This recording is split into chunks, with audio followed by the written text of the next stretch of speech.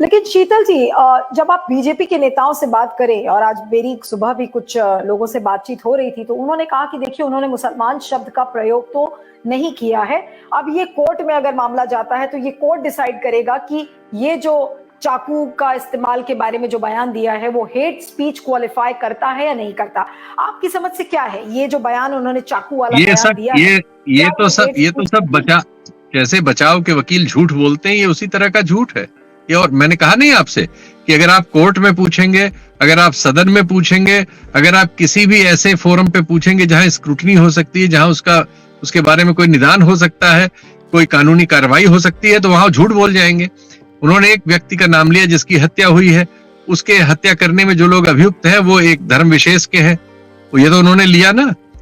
उन्होंने कहा, उन्होंने जो कहा, उन्होंने कौन है, किससे वो इन लोगों की हत्या की बात कर रही हैं, किसको काटना चाहती हैं। ये सीमा पे लड़ाई की तो बात वो नहीं कर रही थी कि घर के चाकू से आप सीमा पे लड़ाई लड़ने जाएंगे। वो देश में हिंसा फैलाने की बात कर रही है ना। इतना तो कंफर्म है। वो ठीक है, उन्होंने मुसलमान का नाम नहीं लिया, लेकिन उन्होंने ये तो कहा कि चाकू तेज करिए, किसी की गर्दन काटनी है। ये अपराध नहीं है क्या?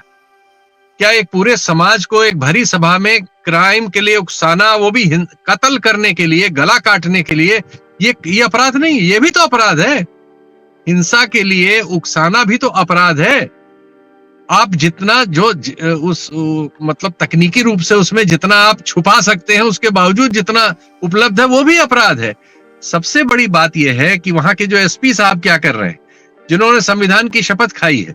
हालांकि संविधान की शपथ तो इन सांसद महोदया ने भी खाई है, लेकिन इन्होंने तो खैर, इनके लिए तो इनसे किसी नैतिकता की उम्मीद करना कोई मतलब नहीं है। लेकिन वो तो तनख्वाह ले रहे हैं टैक्स पेयर की। हमारे सांसद, वो जो एसपी साहब हैं, उनकी तो जिंदगी इस देश के टैक्स पेयर की तनख्वाह से चल रही है। उनकी तो जिम्मेदारी है उस संविधान की रक्षा करना। उन्होंने सुओ मोटो इस पे कार्रवाई क्यों नहीं की? सुप्रीम कोर्ट 10 बार कह चुका है, हाई कोर्ट कह चुके हैं कि आप सुओ मोटो कार्रवाई करनी पड़ेगी, नहीं की। और उसके बाद जब आप ये कह रहे हैं कि कोई शिकायत करने जाए तो आप उसे इन पर्सन मंगाना चाहते हैं, जबकि कानूनन ऐसी कोई बाध्यता नहीं है।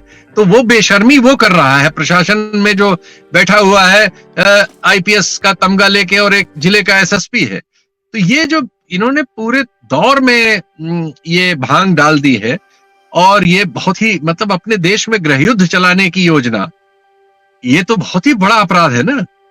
देश में देशवासियों के गृहयुद्ध चलाने का प्रयास करना, उसके लिए साफ साफ भड़काना, उसके लिए हथियारबंद होना, उसके लिए हिंसा को उकसाना, ये सब अपराध नहीं है। ये सब अपराध है। सिर्फ इस चालाकी से कि आप धर्म विशेष का नाम नहीं ले रहे हैं, इशारे में उसको कह रहे हैं।